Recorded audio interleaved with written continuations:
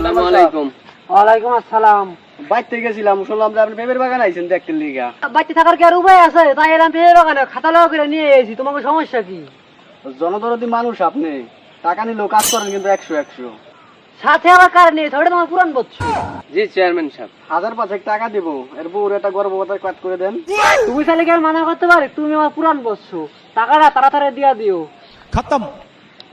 তোমার দে মানে 1000 ল জায়গা আছে মানে পড়াইতে কইলো। আচ্ছা চেয়ারম্যান সাহেব, তাহলে আজকে যাই।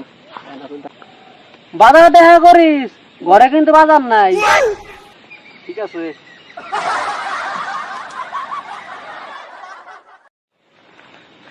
আসসালামু আলাইকুম। ওয়ালাইকুম আসসালাম। চেয়ারম্যান সাহেব, তোরাই ভালো একটা বিপদে পড়ে আইছে। কি? মাইয়া বিয়া দিতে হইব, 1 লাখ টাকা লাগবো। আপনি উপকার করেন, 1 লাখ টাকা দিতে হইব আপনার। 1 বছর পরে নিয়েন। 80,000 টাকা দিমু, 1 লাখ টাকা দিবা। অস করেছি না সই বাসক তো সুদ আমি খাই না। কেউ জানি আবার জানে না। টাকা নিতে আমি রাজি, 1 বছর পরে 1 লাখাই দিব। কি আর করবো, করার তো আর কিছু নাই, বিপদে তো পড়ে গেছে। কালকে সন্ধ্যায় বাড়ি থেকে যায় নিয়ে আইও, কিন্তু কেউ জানি না জানে। আচ্ছা ঠিক আছে, বুঝো না, সুদ আমি খাই না। আমরা যাই গে। खत्म।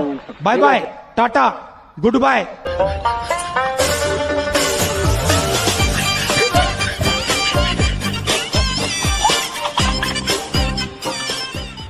এই আস্তারাই কাজ কর, পূর্বের জমিনে মেলা কাজ রয়ে গেছে। চেয়ারম্যান সাহেব, কালকে সালিশিতে কিন্তু বিচার আমার পক্ষে চাই রায়। টাকা যা লন নিবেন আপনি। তুই চিন্তা করিস না, সালিশের মধ্যে তোর রাগারাগি করবো খুব, কিন্তু তুই সালিশের মধ্যে থাকবি তুই। ঠিক আছে চেয়ারম্যান সাহেব, তাহলে যাই নাকি? আচ্ছা ঠিক আছে। Bye bye, tata. খালি তোর জীবনে না আছে, নামাজ কালাম ঠিক মতন পড়লো। এলাকার চেয়ারম্যান হয়েছে, সুদ খায় ঘুষ খায়, হে আবার আইছে আমার মাছ লাগি গেছে লিগা। হায় রে দুনিয়া রে।